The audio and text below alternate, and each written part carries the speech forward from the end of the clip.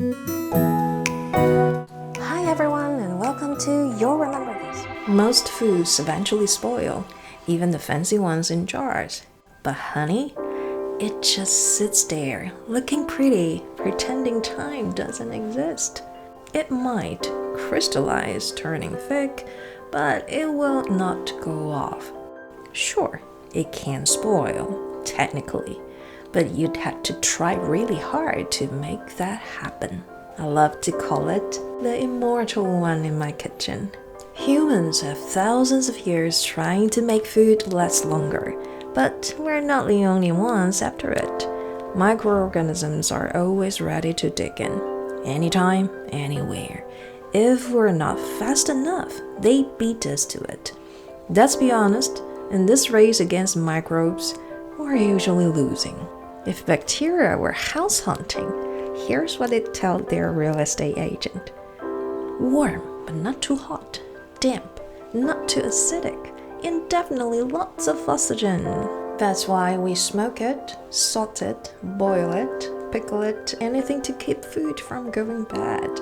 Basically, we're making the place as unwelcoming as possible for the microscopic visitors. But honey is on a whole different level. So, what do bees actually do? First, they collect nectar and start concentrating it while flying home. They add enzymes that raise the acidity and break down the sugars into simpler ones. Then they store the nectar in tiny honeycomb chambers. And then comes the magic. Bees fan the honey with their wings. Yes, seriously, how cute! They air dry it. Water content starts high, like 70-80%, but drops slowly bit by bit. When it's fully ripened, honey only has about 15% to 18% water, and that's the secret. Tons of sugar. Almost no water, just enough acidity. Microbes hate that combo. If you sealed it up, cut the oxygen, and boom, you're way ahead in the food preservation game. Now, it's not invincible. Once you open the jar, air gets in, moisture sneaks in, and if you're dipping in with a licked spoon, good luck. That's when the microbes start thinking it's party time again.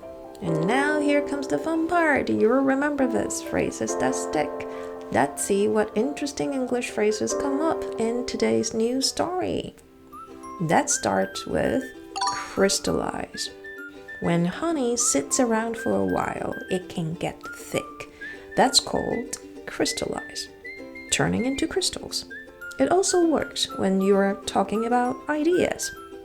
The whole thing helped to crystallize my thoughts. In other words, everything finally made sense.